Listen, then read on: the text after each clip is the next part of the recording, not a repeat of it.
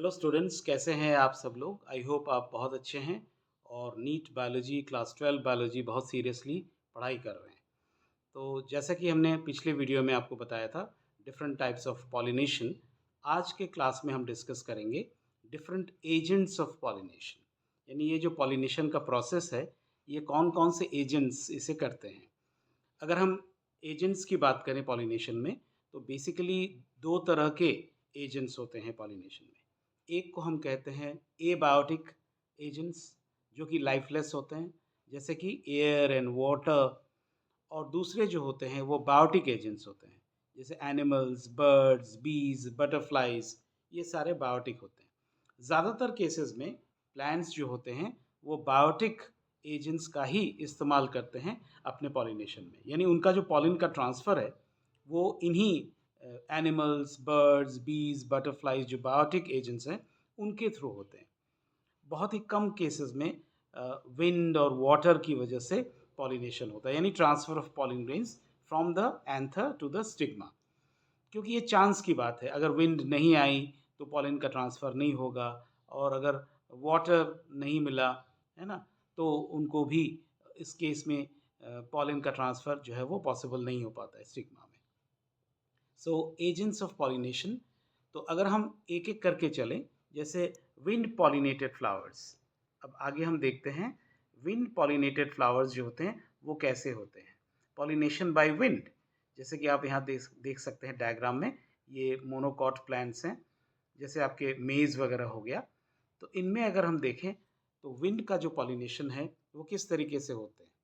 दूसरे शब्दों में, ये क्वेश्चन आखिर अक्सर पूछा जाता है सब्जेक्टिव वे में भी और ऑब्जेक्टिव वे में भी, कि बताइए विंड पॉलिनेटेड फ्लावर्स में एडेप्टेशंस कौन कौन से होते हैं। यानी वो कौन कौन से चेंजेस उन प्लांट्स में होते हैं, फ्लावर्स में होते हैं, उनके पॉलिन्स में होते हैं, उनके स्टिग्मा में होते हैं, कि जो कि विंड से पॉलिनेटेड हो। तो सबसे पहले जो विंड पॉलिनेशन होता है, it requires pollen grains in large numbers. So pollen, क्योंकि वेस्टेज भी होता है, हवाएं चल रही हैं बहुत तेज़ी से, तो पॉलिन्स जो हैं वो इधर उधर वेस्ट भी हो जाते हैं, तो इसलिए उनका प्रोडक्शन जो है वो बहुत ज़्यादा होना चाहिए। सबसे पहला कंडीशन है। दूसरा ये कि पॉलिन्स जो होते हैं वो लाइट होते हैं, बहुत हल्के होते हैं, तभी तो वो विंड से वो डिस्पर्स होंगे ईजिली। इसके अलावा वो नॉन स्टिकी होते हैं। They are non-sticky so that they can be transported in wind currents. Wind currents अगर sticky होंगे तो एक जगह चिपक जाएंगे और आगे मूव नहीं करेंगे। They often possess well exposed stamens, जैसा कि यहाँ पर आप देख सकते हैं वेल एक्सपोज स्टेमेंस हैं। यानी स्टेमेंस जो होते हैं वो काफ़ी खुले रहते हैं, वेल एक्सपोज्ड होते हैं, so that the pollens are easily dispersed. क्यों खुले रहते हैं? क्योंकि पॉलेंस जो है वो easily disperse into wind currents. इसके अलावा लार्ज ऑफन फेदरी स्टिग्मा, जो उनके जो स्टिग्मा होते हैं वो काफ़ी फेदरी होते हैं, यानी उनमें काफ़ी फेदर लाइक स्ट्रक्चर्स होते हैं, जैसे कि आपने मेज प्लांट में देखा है। तो उसमें क्या होता है, वो इजीली ट्रैप कर लेते हैं एयरबोर्न पॉलिन ग्रेन्स को। विंड पॉलिनेटेड फ्लावर्स जो होते हैं often have a single ovule in numerous flowers, यानी उनके जो ओव्यूल्स होते हैं वो सिंगल होते हैं, single ovule in each ovary. और उनमें फ्लावर्स जो होते हैं वो उनकी संख्या काफ़ी ज़्यादा होती है, और they are packed into one inflorescence. जैसे कॉर्न कॉब हो गया, जो टैसल्स होते हैं, जो टैसल्स हैं, जैसे इनको हम टैसल्स कहते हैं। ये जो टैसल्स हैं ये और कुछ नहीं बल्कि स्टिग्मा और स्टाइल हैं। स्टिग्मा और स्टाइल आप जानते हैं गायनीशियम के पार्ट्स है, female sex organ of a flower, which wave in the wind to trap the pollen grains. जो विंड पॉलिनेटेड के एग्जाम्पल्स हैं, जैसे मैंने बताया, एक तो मेज हैं और दूसरे जितने भी मोनोकॉट्स हैं, स्पेशली ग्रासेस, ग्रासेस जो हैं वो रिप्रेजेंट करते हैं विंड पॉलिनेटेड फ्लावर्स। दूसरा जो एबायोटिक एजेंट है पॉलिनेशन का, वो क्या है? वाटर, यानी पानी जो है किस तरीके से हेल्प करता है transfer of pollen grains from the anther to the stigma. ज़्यादातर ये मोनोकॉट प्लांट्स में होता है, और इनमें देखा गया है कि as against this you would recall that the water is a regular mode of transport for the male gametes among the lower plant groups. जैसे कि लोअर प्लांट ग्रुप्स की अगर हम बात करें तो उनमें ये बहुत ही कॉमन है। यानी वाटर से जो मूवमेंट है गैमीट्स का वो बहुत ही कॉमन है। जैसे एल्गी हो गया, ब्रायोफाइट्स हो गए, टेरिडोफाइट्स हो गए, इनमें जो हैं वो काफ़ी मात्रा में जो गैमीट्स का ट्रांसफ़र होता है वो थ्रू वाटर होता है। It is believed, particularly for some bryophytes and pteridophytes, that their distribution is limited because of the need of water. यानी जहाँ पर वो पानी ज़्यादा होगा वहीं पर उनके ग्रोथ भी मिलेंगे। यानी ब्रायोफाइट्स और टेरिडोफाइट जो हैं वो काफ़ी ग्रो करेंगे उसी एरिया में जहाँ पर कि पानी पाया जाता है। Some of the examples of water pollinated plants are, कौन कौन से हैं जिसमें कि वाटर पॉलिनेशन होता है? वेलिस्नेरिया, हाइड्रीला, ये सारे क्या हैं? हाइड्रोफाइट्स हैं, एक्वेटिक प्लांट्स हैं।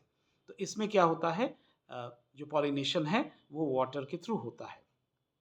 लेकिन अगर आप ध्यान दें, कुछ ऐसे पौधे जो कि हाइड्रोफाइट्स हैं यानी एक्वेटिक प्लांट्स हैं, जैसे कि वाटर हेसिंथ है, वाटर लिली है, इनमें क्या होता है, जो उनके फ्लावर्स होते हैं वो पानी की सतह से, वाटर सरफेस से ऊपर की तरफ होते हैं, और इसकी वजह से क्या होता है कि they are exposed to the air.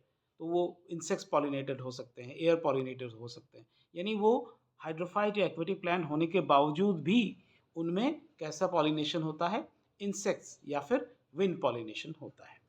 अगर हम वेलिस्नेरिया जैसे पौधे की बात करें जो एक्वेटिक प्लांट्स हैं, उनमें जैसे कुछ एग्जांपल्स हैं, जैसे सी ग्रासेस हो गया, उनमें क्या होता है, जो फ्लावर्स हैं, फीमेल फ्लावर्स हैं, they are submerged in water, पानी के अंदर वो डूबे रहते हैं, and the pollen grains are released inside the water. Pollen grains in में भी in such species are long ribbon like, ribbon shaped होते हैं, and are carried passively inside the water. तो ये कहाँ पर होते हैं? सी ग्रासेस में होते हैं। और कहीं कहीं पर जो वेलिस्नेरिया वगैरह है उनमें क्या होता है, जो पॉलन ग्रेन्स हैं वो रिबन शेप्ड होते हैं, लॉन्ग स्टॉक होता है, और वो पानी में इस तरह से घूमते रहते हैं। आप देख सकते हैं यहाँ पर ये स्टिग्मा है, और ये मेल फ्लावर है, और ये फीमेल फ्लावर है, और किस तरीके से यहाँ पर वाटर के अंदर ही पॉलिनेशन हो रहा है।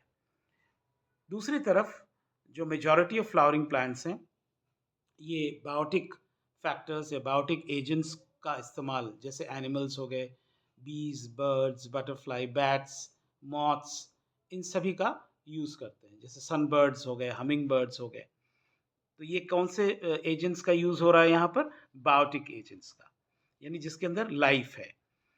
तो ज़्यादातर केसेस में ये बायोटिक एजेंट्स कुछ इन्हीं ग्रुप को बिलोंग करते हैं।